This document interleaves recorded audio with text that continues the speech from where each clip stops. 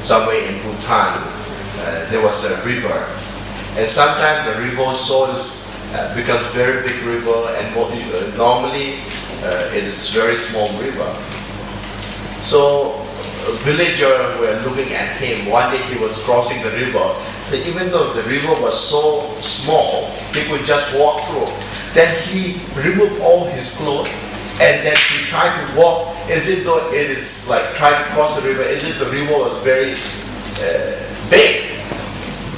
And one day, and the people were laughing at him. One day, the river was really huge, become very, big due to rainfalls, heavy rainfalls. Then he never removed his clothes, and he just tried to walk through, and all his clothes got wet.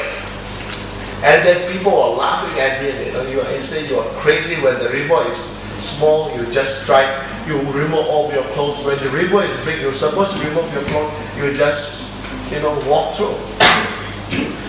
Then he said, "Don't laugh at me. You should laugh at yourself. That's what you are doing. Your people are doing. When you come to small sin, I cannot do this because it's act of sin. I should do. When it comes to big, then I don't care. I wear my dark glasses and walk through everything."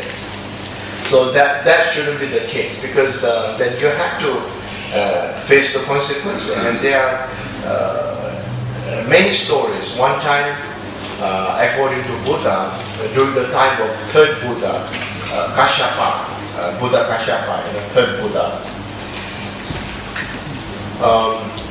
when Buddha was about to give sermon, he saw a universal king coming to receive his teaching.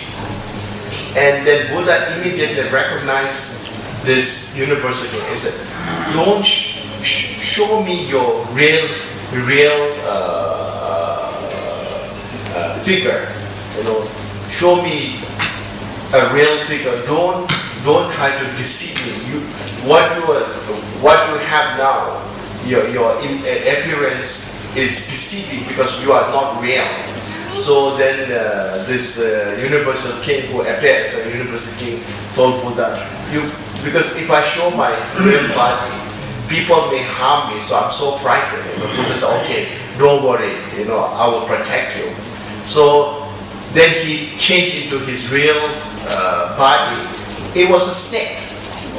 He was a Naga king, and on his head there was a big tree with rich in leaves.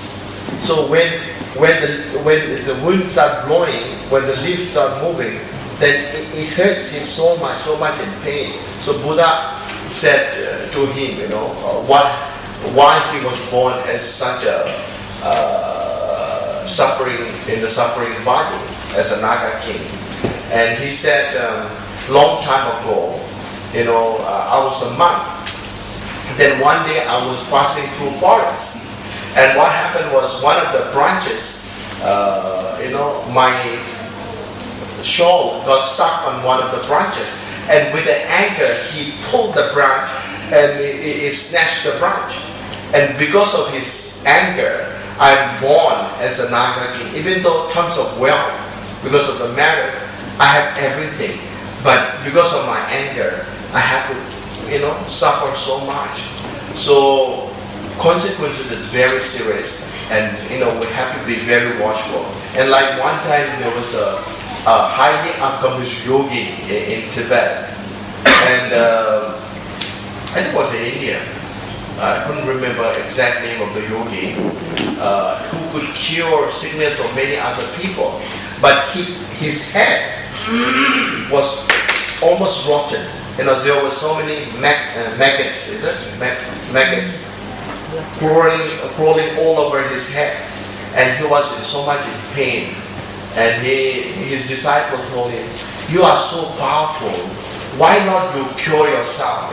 He said, "No, I don't want to do that because I have committed sin, and this is the reason why I am facing such karma, such pain. And if I try to cure myself, again in next life I have to continue. So I better suffer now, so I don't have to suffer in near future." So that's what he said. So this is something. that one has to be very careful of one's action.